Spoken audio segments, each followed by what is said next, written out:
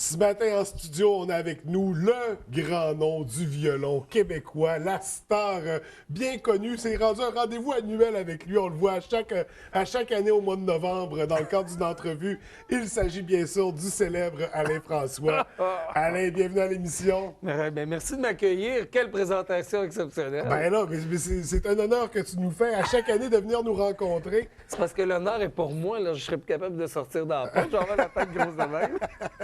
Ben là, il faut pouvoir sortir parce que tu es présentement en tournée de spectacle. Absolument. Et c'est pour cette occasion qu'on se rencontre. D'ailleurs, les gens pourront te voir à la baie la semaine prochaine. Oui. Mais avant de tomber dans le vif du sujet, Alain, on s'est vu plusieurs fois ensemble. On a déjà fait un parcours de ta carrière professionnelle. Ce matin, on va aborder ça différemment. On va aller encore plus loin. J'aimerais savoir comment ça a débuté, ton aventure avec le violon. Comment ça a commencé? D'où ça vient tout ça? Écoute, c'est sûr que ça vient des parties de famille. Premièrement, mon grand-père était un grand rassembleur, Rosario. Rosario était un grand rassembleur dans le coin de Black Lake, Thetford Mines, dans ces coins-là. Il y avait la salle paroissiale, donc toutes les parties, ça se passait là. Donc, c'était le violonneux de la place. C'était lui qui faisait le party, puis Dieu sait qu'il aimait ça faire le party. J'ai même des enregistrements sonores parce qu'on l'entend taper du pied et jouer du violon. T'sais. Et si je me trompe pas, Rosario, c'est un nom familier aussi. Il me semble que j'ai déjà vu ça comme titre. Absolument. Il m'a légué son violon quand j'avais 7 ans. Ouais. Et j'ai fait un duo donc avec lui parce que, bon, il est décédé. Mais j'ai le même violon, donc j'ai joué du violon sur cette trame sonore-là, donc avec lui, une vingtaine d'années plus tard. Et ça, c'est l'instrumental qui est Rosario sur un de mes albums. Donc, ça vient de là, ce côté familial-là. Il y avait des gros parties dans le temps des fêtes. Et puis là, ben, Rosario, évidemment, sortait le violon. Puis ça s'est poursuivi. Ma mère, bon, évidemment, toute la famille, ça joue de l'accordéon, un piano d'un bord puis de l'autre. Fait que déjà une famille d'instrumentalistes. Ben oui. Puis c'est des gros parties, c'est des grosses fêtes. Puis là, ben moi, je vois ça, là. Fait que je suis pas haut, là. J'ai 5-6 ans, là. Puis là, je vois ça. Je dis à maman, moi aussi, je veux jouer du violon, là. Je veux faire quelque chose là-dedans, moi. Hein? Fait que vraiment, écoute, il y a toujours un petit violon qui traîne dans une famille. Ouais. Tu sais, dans le sens que l'autre qui ne joue pas ou il est rendu trop grand parce que ça prend un plus petit violon quand tu commences. Et là, j'ai 7 ans. Donc, ma mère me trouve un violon d'un cousin et puis je commence à jouer du violon. J'ai 7 ans. J'ai un professeur qui s'appelle Aristide Poirier dans ce temps-là qui, lui, il nous montre des reels, mais à la note. Donc, j'ai comme appris à lire la musique traditionnellement. OK. Ce qui est un peu étrange parce que normalement, tu sais, on va plutôt apprendre des chansons qui sont un peu plus classiques. Donc, moi, j'avais un professeur de traditionnel qui me montrait les reels à la note. Et l'affaire qui se passe, c'est qu'à un moment donné, tu es peut-être un petit peu plus violonneux que violoniste. C'est que là, tu prends des tics, des positions qui sont peut-être pas les meilleures. Mais qui permet de jigger en même temps. Il y a ça, par exemple. La swing, tu l'as.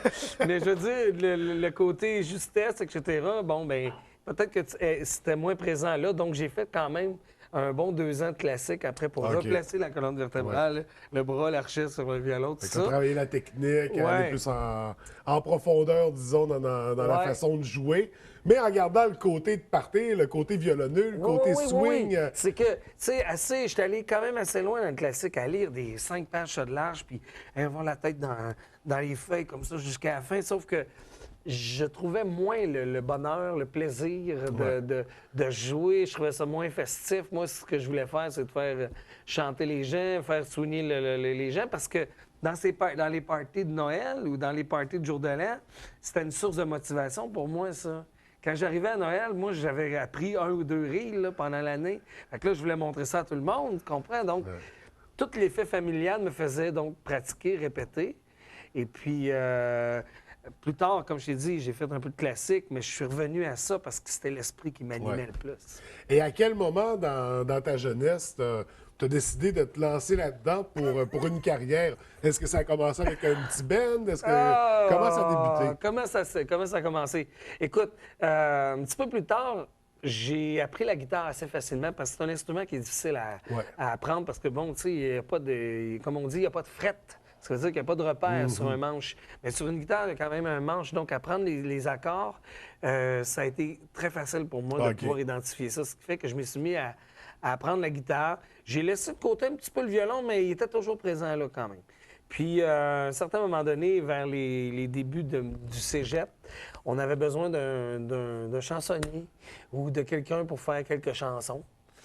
Alors, ben là, je me suis dit, ben j'en connais assez pour faire...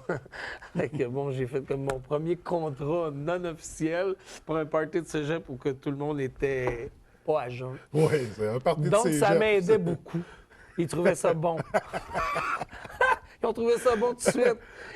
Mais à partir de là, écoute, c'est de bouche à oreille, tu te ramasses dans la petite boîte à chansons à côté, tu montes ton répertoire. Et puis là, je te dirais que j'étais un peu plus shady à rentrer le violon là-dedans parce que, tu sais, quand tu es tout seul en boîte à chansons, tu as le violon tout seul, là, c'est plus difficile. Tu sais. Puis là, ben là, il est arrivé les petites machines qu'on pouvait s'accompagner avec, etc. Je me suis mis à sortir le violon dans les boîtes à chansons et là, j'ai identifié ce que moi je faisais, dans le sens que là, tout à coup, on a un chanteur violoniste qui existe un peu moins. Et puis, l'école est devant moi parce que là, j'ai du monde qui sont pas tout à fait très à jeun puis qui ont envie de faire la fête. Et puis, petit peu par petit peu, tu fais un bar là, tu bois ta chanson là, tu te ramasses à Québec. Après ça, tu te ramasses aux Deux Pierrots à Montréal. Et après ça, on devient la vedette chansonnier de la boîte à Marius à Montréal aussi. Exactement. On fait la boîte à Marius, puis là, on a du fun. On a du fun, là. Écoute, c'est des parties jusqu'aux petites heures du matin. J'ai fait ça, écoute, 8 ans de temps. C'était des fois 4 soirs, puis des fois 5 soirs par semaine jusqu'à 3, 4 heures, 5 heures du matin. Mais un nom qui remplissait déjà le bar, la salle. Donc, c'est quand même un début de carrière de chansonnier fort. Oui. Puis de part aussi, ben, l'originalité. On est moins familier quand même avec les violonistes chansonniers. Ouais. C'est beaucoup moins courant. Justement, est-ce que tu as eu des... Est-ce que ça a créé de l'opposition? Est-ce que tu as des gens qui t'ont dit « Ah, fais lâche ça ne marchera pas. Joue de la guitare, fais du drum, fais de la bass. » mais... Il y a une affaire. Il y a une affaire. Tu touches un point. C'est que quand je faisais de la boîte à chansons, je faisais beaucoup de mes chansons. Beaucoup de mes chansons parce que moi, c'était une route vers où je suis là présentement, de vouloir faire une carrière avec mes propres chansons. Donc, j'interprétais beaucoup de mes chansons. Et des fois, je me faisais réprimander un petit peu. C'est comme, Alain, tu pourrais-tu, parce que t'es là pour faire des chansons connues, des autres hein, pour animer Souvent, des fois, il y a des patrons qui me disaient, ben regarde, si t'es capable de couper un peu dans tes chansons, ça serait le fun. Mais moi, j'étais toujours en route pour composer toutes sortes de chansons puis de montrer ces chansons-là aux gens. Puis ça fonctionnait bien quand même. C'est sûr qu'il y a eu l'étape du Pierrot, Deux Pierrots, si on parle violon, là, lorsque je suis passé de la petite boîte du Pierrot, qui est une place, je pense que c'était 300-400 places, puis après ça, tu as le Grand Pierrot qui, lui, était 800, 2 étages, donc le gros band. On m'a offert, là, dans la grande boîte, de monter mon band. Et là, écoute, on s'est dit, on va faire quelque chose de différent, on va mettre des percussions, des boîtes de bois, on va monter quelque chose d'étrange et mystérieux, tu sais. Et là, je me suis mis à jouer du violon, mais j'ai intégré le violon partout, que ce soit dans des tunes de AC/DC. Là, il y a eu comme une genre de petite adaptation aussi que le patron a fait comme, ben là, tu sais, c'est parce que... Mais moi, je m'amusais comme un fou à faire ça, d'intégrer le violon dans toutes sortes de sauces musicales. Mais je pense que c'est de là que ça vient, tout ça aussi. Tu sais, j'ai touché avec le violon un bout de classique.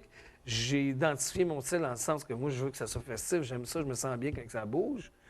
Puis après ça, ben plus tard, ben, j'en suis venu à créer les chansons puis de faire tellement d'interprétations d'un peu tout le monde que là, je me suis baigné là-dedans. J'ai forgé mon style dans le sens que je peux mettre mon violon dans n'importe quelle sauce. Ben, c'est pour ça que ça me ressemble. Très adaptable. Autant on peut reprendre des chansons, on peut réinventer des chansons, puis les compositions originales également. Puis de rentrer du violon dans du gros rock pesant, il n'y a aucun problème de faire ça aussi. Et d'intégrer le gros rock dans ce qui est un peu plus traditionnel également, parce que c'est très rock aussi comme musique, ce que tu fais. Ça donne envie de danser, ça donne envie de bouger. Bien, je pense que c'est extrêmement festif, mais c'est un public qui est quand même extrêmement large. Je voyais en fin de semaine un spectacle qu'on a fait. Il y a une rangée, il y avait beaucoup, beaucoup d'enfants. Il y avait des gens plus âgés en arrière. Puis on dirait que tout le monde trouve probablement son compte là-dedans. Puis les personnes qui sont peut-être plus âgées, qui aiment moins le rock, vont dire que c'est du violon que du rock. Puis les jeunes vont dire que c'est du rock avec du violon. Fait que tout le monde s'y retrouve. Fait que là, on dirait que tout le monde, ils ont leur place là-dedans. Fait qu'une musique intergénérationnelle. Probablement. Donc, vraiment, on amène ça à un autre niveau. Ouais. C'est avec, du coup, c'est quand même le début de la carrière. On a un premier album en 2004, si je ne me trompe pas. Oui, bien ça, tu vois, c'est, comme je t'ai dit, on a monté le show aux Deux Pierrots. Oui. Et puis là, ben, il y a un producteur qui est venu voir ça. Puis là, bon, écoute, c'est la fête, puis tout le kit, ça explose là-dedans. Fait j'ai décroché mon premier contrat de disque là. Et à partir de là, je ne suis plus retourné dans les bars depuis ce temps-là. J'ai donné beaucoup. Non, mais jusqu'à 5 h du matin, tout ça. Et j'apprécie doublement, par rapport à ce cheminement-là, j'apprécie doublement ce qui se passe aussi.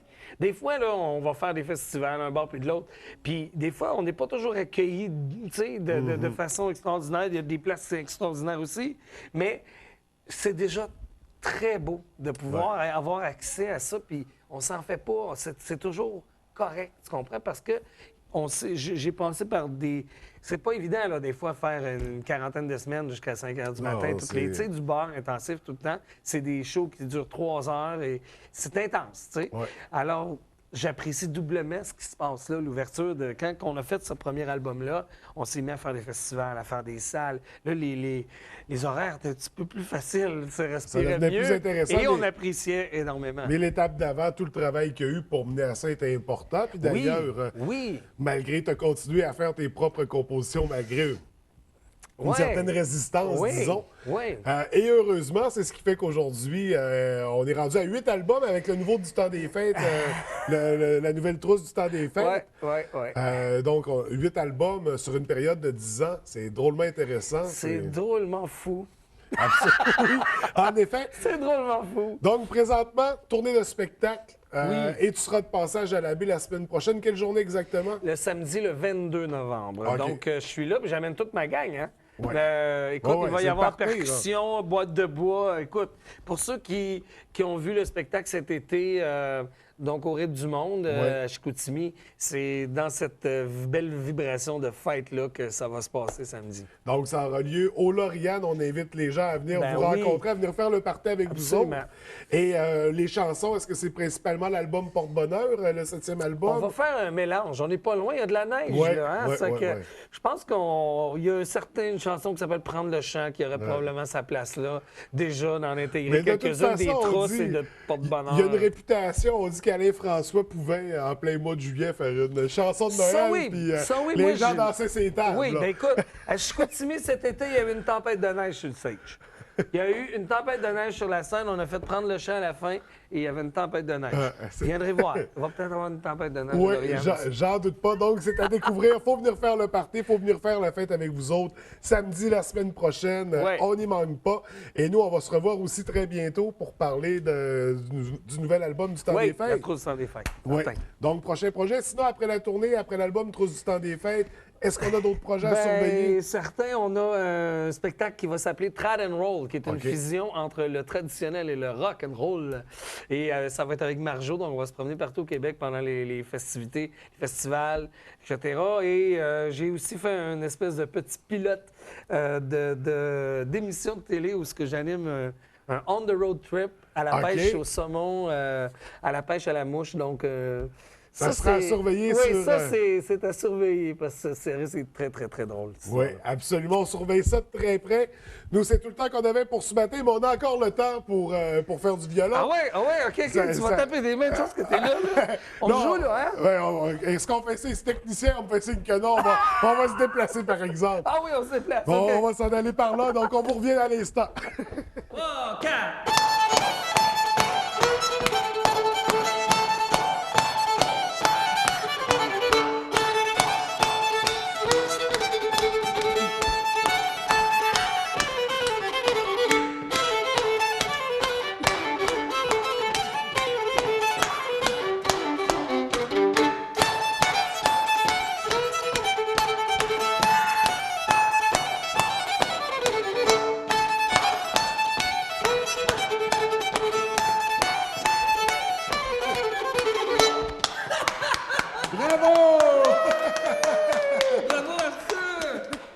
là-dedans. Wouh!